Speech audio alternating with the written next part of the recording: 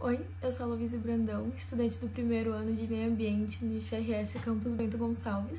Meu trabalho fala sobre exploração petrolífera na Venezuela, como os aspectos do processo histórico recente de exploração petrolífera no país culminaram em sua atual situação social, política e econômica.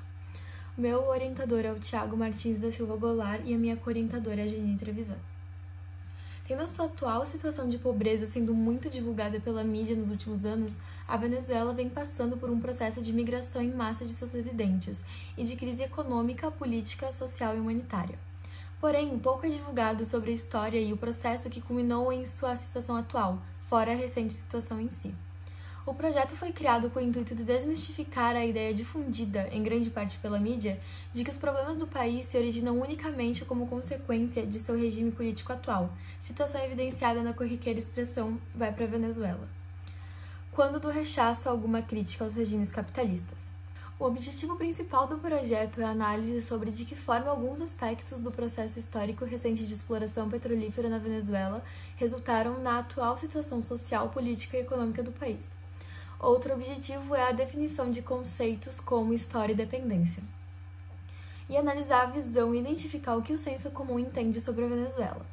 Em suma, o projeto busca abordar a exploração sofrida pelo país e suas consequências na imagem do mesmo, para que dessa forma seja possível ampliar os horizontes, contribuindo para se conhecer mais sobre o país e a sua história. E para isso foi feita uma revisão bibliográfica e a aplicação de questionário com os estudantes do primeiro ano Meio Ambiente. Segundo o historiador Mark Bloch, a história é o processo humano no tempo. E a história da exploração petrolífera da Venezuela começa no início do século XX, durante a ditadura do João Vicente Gomes, que durou de 1908 a 1935 até sua morte. Ele chegou no poder por meio de um golpe de Estado, o qual, juntamente com o início da exploração do petróleo, foi financiado pelos Estados Unidos. Ele criou a CVP, que era a Companhia Venezuelana de Petróleo, e essa companhia era privada, então isso beneficiava e facilitava a corrupção e a sonegação fiscal.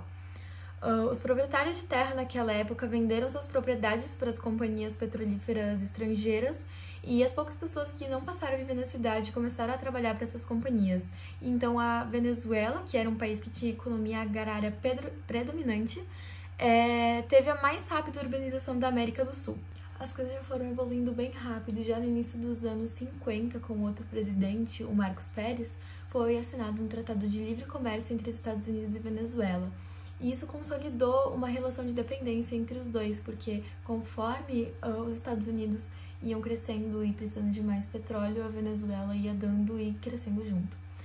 E a burguesia continuava enriquecendo, basicamente eram só as pessoas mais ricas que concentravam todo o dinheiro. Grande parte do alimento era importado como consequência da atrofia das práticas agrárias.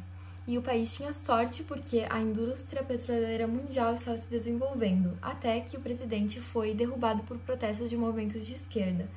O Ponto Fijo foi um período de 1958 até 98 que consolidou o capitalismo importador na Venezuela.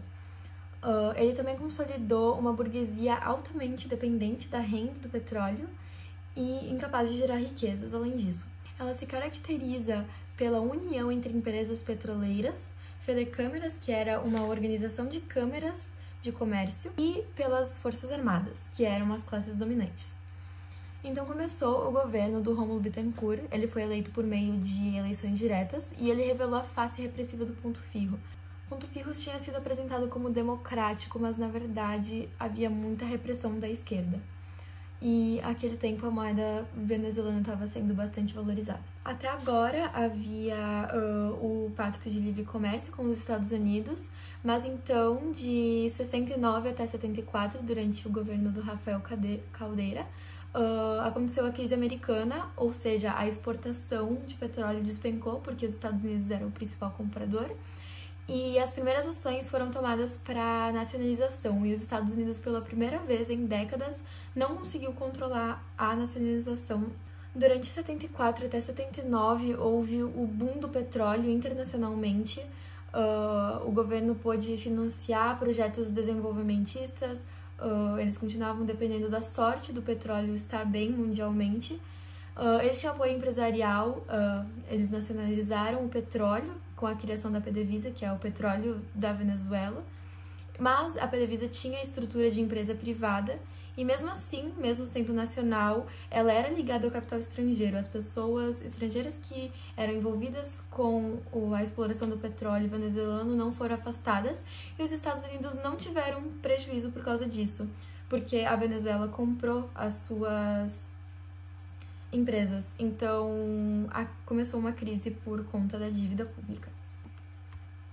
Depois, por causa dessa dívida pública de 79 até 84, durante o governo de Luiz Campins, o Banco Central venezuelano declarou insolvência e a moeda nacional desvalorizou.